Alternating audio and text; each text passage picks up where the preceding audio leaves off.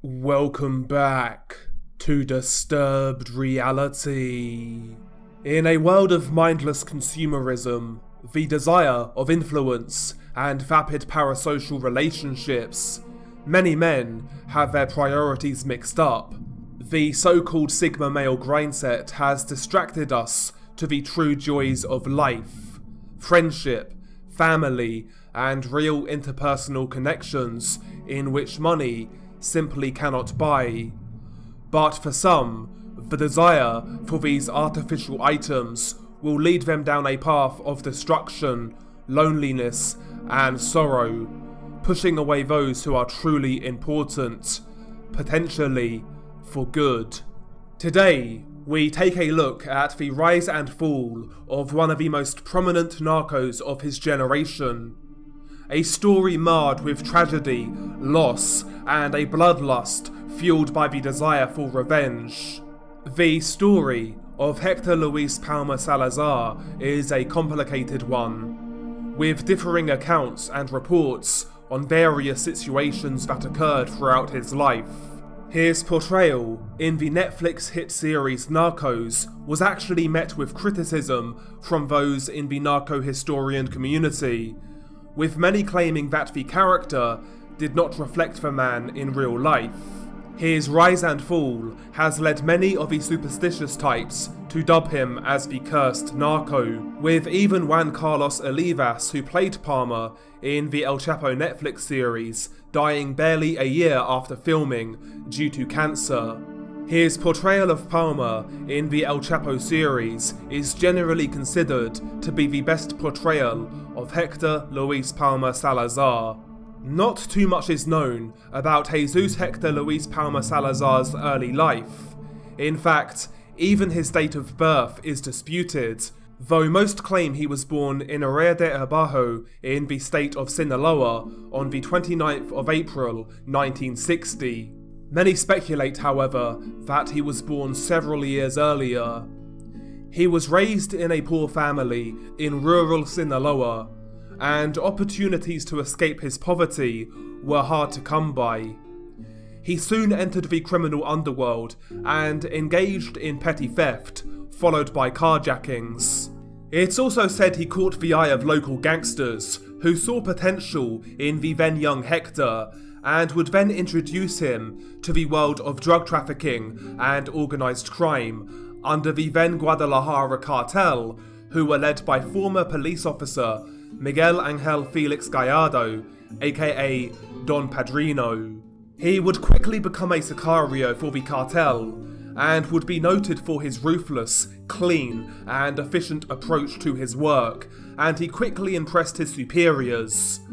It is worth noting, he was arrested in 1978 in Arizona on drug trafficking charges.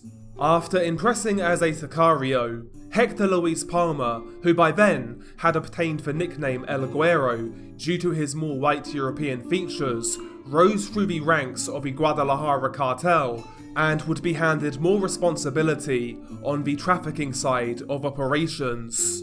He was promoted by Félix Gallardo to the position of logistics manager within the Guadalajara Cartel in the border region of the Mexican state of Sonora with the American Union. In that position, he would link with Joaquín Guzmán, better known as El Chapo, who held a similar position in the Tecate, Baja California area. El Güero also rose up the ranks along with Abelardo El Lobito Retamosa Machado, and the two would work closely together on various drug operations. It's also widely speculated that Palma and El Lobito would work on their own independent drug deals outside of the Guadalajara Cartel, along with a mysterious smooth-talking Venezuelan trafficker. By 1988, it's worth mentioning that the Guadalajara Cartel had been restructured by boss Miguel Félix Gallardo following the murder of DEA agent Kiki Camarena, which resulted in increasing pressure from law enforcement onto the organisation. Due to the increased scrutiny, the cartel was divided up into different territories known as plazas, with each territory being assigned to different leaders.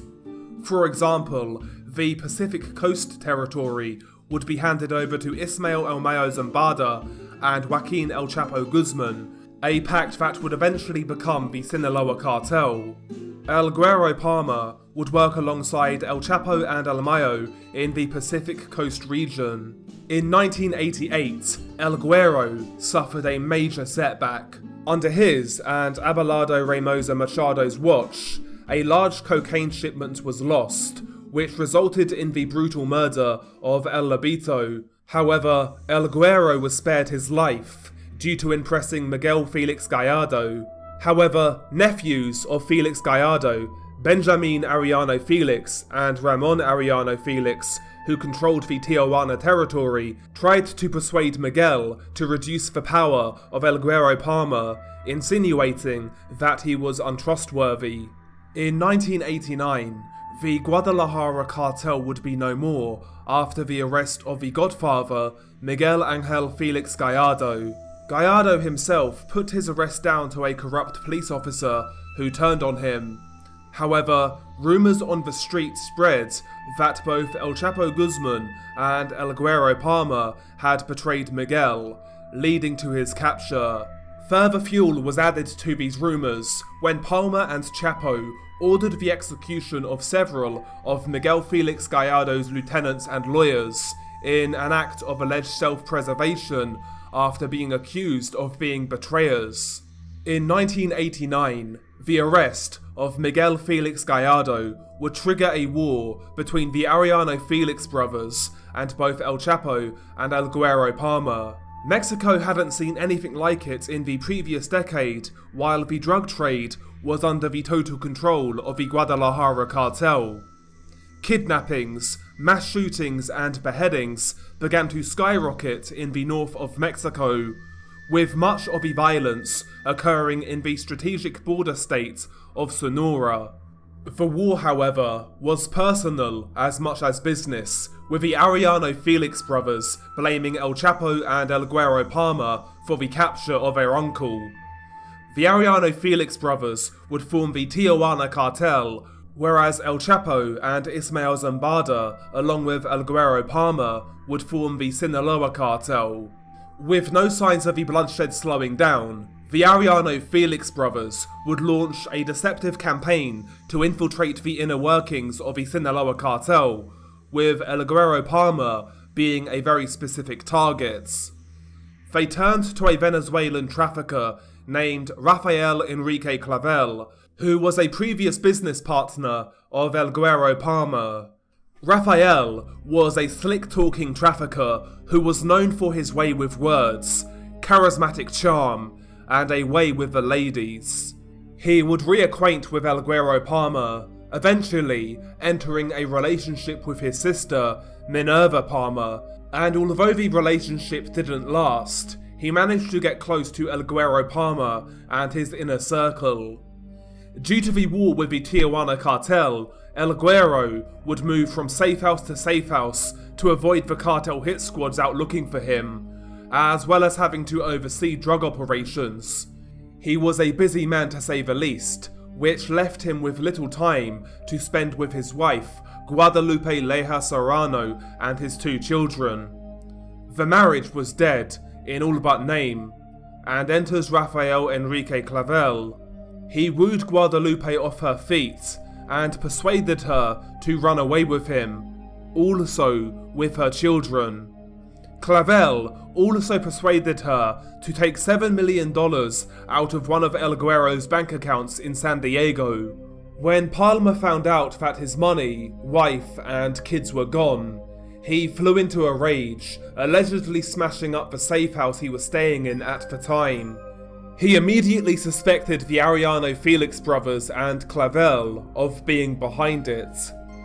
After spending several weeks with Clavel, Guadalupe Leja Serrano would see his true colours. After checking in at a San Francisco hotel, Clavel murdered Guadalupe by slitting her throat, eventually decapitating her. He also dismembered the rest of her body, the remains of which have not been found to this day. Clavel then stuffed the decapitated head into a cooler and packaged it up, and then sent it to one of El Güero Palma's homes. After the package arrived at his door, he discovered the decapitated head of his wife. Clavel still had El Güero's children, which he would then take back to his native Venezuela. He would then take them to the city of San Cristobal, about 40 kilometers from the border with Colombia, where they would stop off at a bridge named Puente de la Concordia. While recording with a VHS camera, Clavel and his men would then throw the children off the bridge, where they plummeted 500 feet to their deaths. The VHS tape was then sent to El Güero. In the space of a few days, El Güero Palma had witnessed the murder of his children, as well as the gruesome sight of his wife's decapitated head. El Güero would go into a state of grief-ridden psychopathy and vowed revenge on those responsible. First, in honor of his wife and children, he spent around $500,000 on a mausoleum located in his home state of Sinaloa in the city of Culiacan. It said his children are buried at the site, and that he liked to make sure that the interior always smelt of his wife's favourite perfume. He also had paintings commissioned of his wife and children, which were painted in an angelic type fashion. Struck by grief, heartache and pain, the only motivator for El Güero to keep going was his desire for revenge. Shortly after the murder of Palma's wife and 2 children, Clavel was arrested, though it's unclear if the arrest was related to the murders. With Clavel now locked up in Venezuela, he was a sitting duck, so to speak. However, not before Héctor Luis Palma ordered the assassination of his 3 children. His vengeful bloodlust wasn't satisfied, however. It was now Clavel's time to die. While in prison, he would be murdered by inmates under Palma's orders. He was tortured before being beheaded. Also, 3 of Clavel's associates were brutally dismembered. El Güero Palma wasn't done there.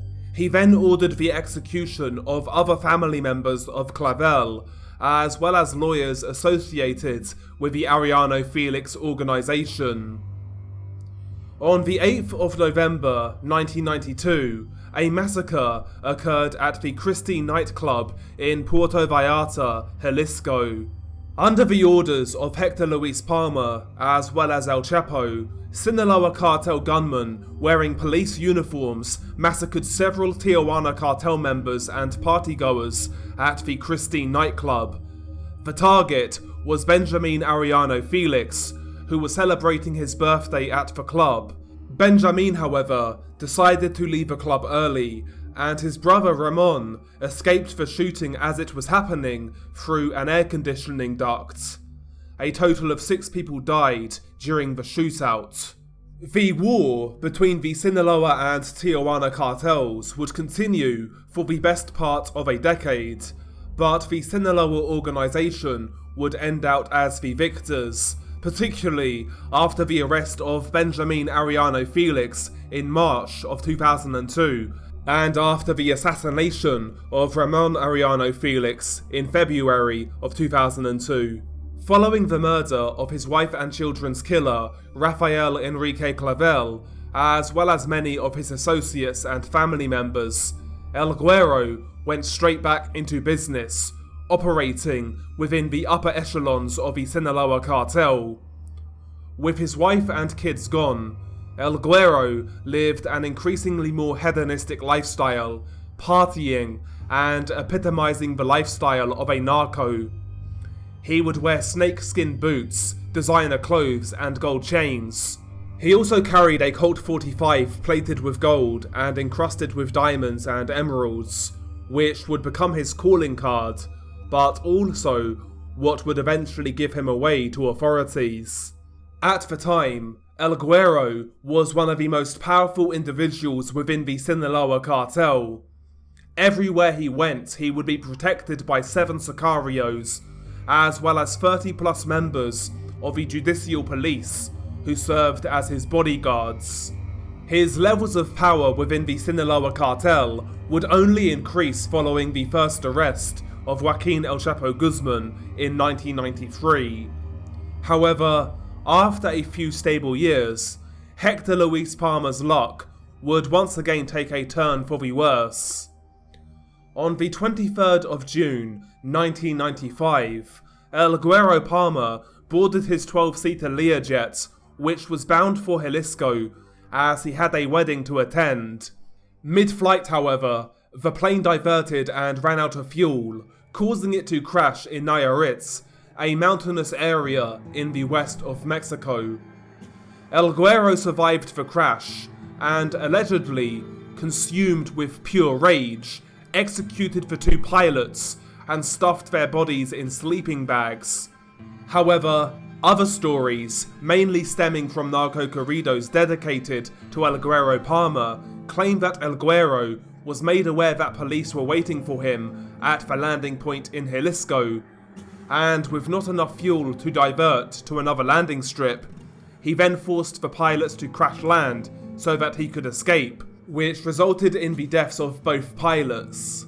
Whatever the story is, El Güero survived the crash, but his time was nigh. Somehow, he made his way to a hideout where he would tend to his wounds. It said he was then spotted by authorities, and was only allegedly identified due to him carrying his blinged out Colt handgun. He was then arrested by Mexican military officers.